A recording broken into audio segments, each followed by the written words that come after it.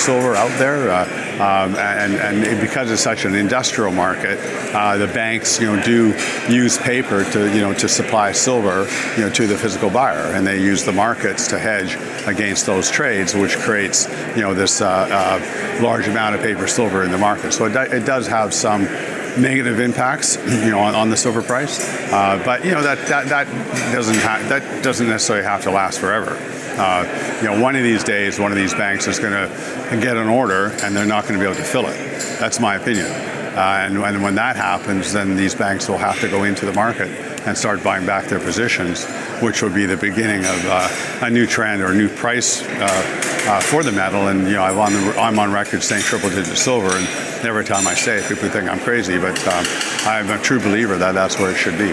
KeithNeumeyer, president and CEO of First Majestic Silver, highlights a critical imbalance in the gold-to-silver ratio, currently around 90-1. Despite only 7 ounces of silver being mined for every ounce of gold, silver prices remain artificially suppressed due to the influence of paper silver markets. However, Neumeyer warns that a supply shortfall could trigger a buying rush, leading to a sharp increase in silver prices. Historically, gold and silver have moved in tandem, but in recent months, gold has outperformed silver by approximately 8%, creating a divergence that suggests a potential reversal in favor of silver. While gold is just 2% below its all-time high, silver remains down by about 9%, indicating significant room for growth. The silver market is forecast to record a 5th straight market deficit in 2025, with demand again outstripping supply. Analysts at the Silver Institute call the projected market deficit sizable. The Silver Institute projects record silver offtake this year, with overall demand at around 1.2 billion ounces. Supply is expected to grow by 3%, but it won't be nearly enough to feed growing demand. This will lead to a 149 million ounce market deficit. While the gap between supply and demand will shrink by about 19% from last year's level, it will remain sizable historically. This supply shortfall will have to be filled by existing above-ground metal stocks, potentially driving higher prices. Neumeyer underscores that the silver supply has remained stagnant at 830 to 850 million ounces annually for the past decade, and even if new mines come online, they are unlikely to significantly impact production soon. Given these constraints, combined with the increasing industrial use of silver and rising accumulation by central banks, silver appears poised to outperform gold. Make sure to tune in for our expert analysis. Don't miss out on future content. Hit the subscribe button and turn on notifications to stay in the loop. Your support is greatly appreciated. The supply is not going up, or at least I don't see it going up. The miners have been supplying about 830 to 850 million ounces of silver per year for the last 10 years. And there's a couple of mines out there that could come into production, but doesn't appear they're going to be producing anytime soon. So that 850 million ounces looks like it's going to flatline for the foreseeable future. The demand, however, is substantially increasing. We're approaching 1.4 billion ounces of consumption in silver, for electronics, AI, data centers, nuclear power plants, unfortunately war machines as well. A lot of silver goes into that industry. The demands for silver don't seem to be going backwards, and they're going up dramatically, and I don't see that changing. We're trading at 90-1 gold ratio. I know there's people out there that don't really think much about the gold ratio, but I'm one of those individuals that do believe in the gold ratio. And I don't know how the mining sector can mine only 7 ounces of silver for every 1 ounce of gold being mined worldwide, and we have a financial ratio of 90-1. That to me makes no sense. It's got a lot to do with the paper market, because there is a lot of paper silver out there, and because it's such an industrial market, the banks do use paper to supply silver to the physical buyer, and they use the markets to hedge against those trades, which creates this large amount of paper silver in the market. So it does have some negative impacts, on the silver price, but that doesn't necessarily have to last forever. One of these days, one of these banks is going to get an order, and they're not going to be able to fill it. That's my opinion. And when that happens, then these banks will have to go into the market and start buying back their positions, which would be the beginning of a new trend or a new price for the metal. And I'm on record saying triple-digit silver, and every time I say it, people think I'm crazy, but I'm a true believer that that's where it should be. But the institutional money, still is really not coming into this sector.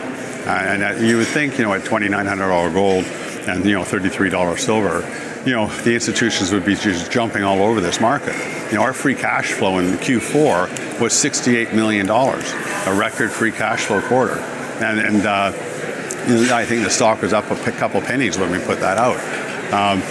Q1 will be another record quarter with Gatos being put into the picture, and Q2 will be another record quarter after that because of Gatos. So, the future is very bright for First Majestic, but it's just definitely not showing up in the share price. I just think there's so much talk about the S&P being so highly valued and the Nasdaq being so highly valued. And I think they're among some funds, and maybe this is too general of a statement, but some funds just think there's going to be a stock market correction of some kind, and whether it's 15 or 20 or 25%. And if such a correction did occur, that would affect the miners as well. So I think that there's kind of a wait and see attitude out there.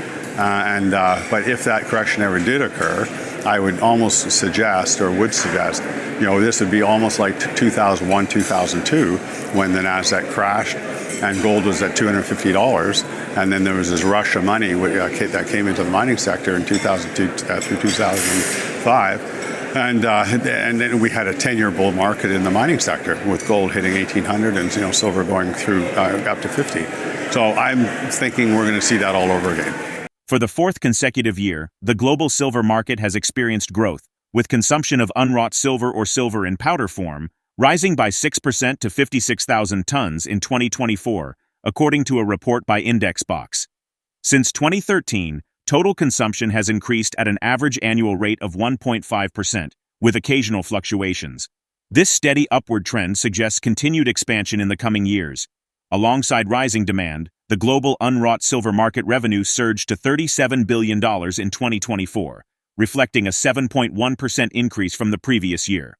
Despite some variations over the past decade, the overall market value has maintained an average annual growth rate of 1.4%. The combination of rising silver consumption, increasing market value, and industrial demand creates an environment where silver producers stand to benefit. KeithNeumeyer, CEO of First Majestic Silver, highlights that these trends, coupled with a robust treasury, improved regulatory conditions in Mexico, and enhanced production efficiency, position the company for strong future growth. With production increasing and operational challenges behind them, First Majestic is well placed to capitalize on a tightening silver market. If silver prices continue to rise in response to supply constraints and growing industrial applications, the company could experience significant financial gains in the years ahead. Let's get back to the interview. Well, there's a slide on our PowerPoint presentation. It should be on our website that shows every quarter comparison for 2024. Every quarter this year, we produced more silver than the previous quarter. Every quarter this year, also, the costs went down every quarter in line. It's just perfect charts. They're on the website. People should go have a look at it. The loss that showed up, it's really a non-cash loss. And this was kind of confusing to some investors because, we have such a large amount of money in pesos. So we're subject to peso currency fluctuation. And also our tax liabilities are all calculated in pesos. And then it's converted into US dollars, and that's how we report it, in US dollars. So, you can get fluctuations of 10% in the value of the peso in one quarter. So you have these very noisy financial statements, which shows these losses every now and then, but they're not real operating losses. I would suggest to investors who are looking at the mining sector, look at mine operating earnings, or look at cash flow. That's really how if the mining company's treasury is growing every quarter, through the sale of metal, and their free cash flowing, they've got a pretty good business. I would pretty well ignore the bottom line, quite frankly. Definitely we're not seeing those very flamboyant headlines, that we saw, against the mining sector from the previous administration. She's really calmed down the tone a lot, it's early days still. It's only been a few months, but there are permits now being granted. We've got a couple. We've been told we've got a couple that we're waiting on, and they've told us we'll have our permits in the next couple of weeks. It's for tailings rehabilitation and so on. but you need those permits from the environmental authorities to do that work. But other mining companies have been getting permits, so yeah, it looks like a big change is coming in Mexico, which is nice to see. Well, the guidance on a production level is around 32 million silver equivalent ounces, and our cost, for that will be somewhere around 19 to 20 in that range, all-in sustaining cost. Cash flowing, it's hard. It's really hard to say because metal prices. If we have metal prices stay where they are today, we'll have around $200 million in free cash flow for 2025. The treasury right now is quite strong.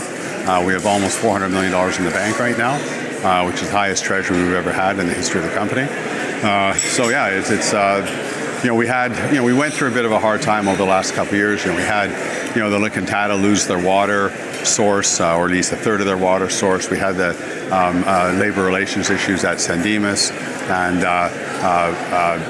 then we had the Jerritt Canyon issue as well. So those three issues, I think, really kind of hurt us in a way. And now those are behind us. Licking is back on track again.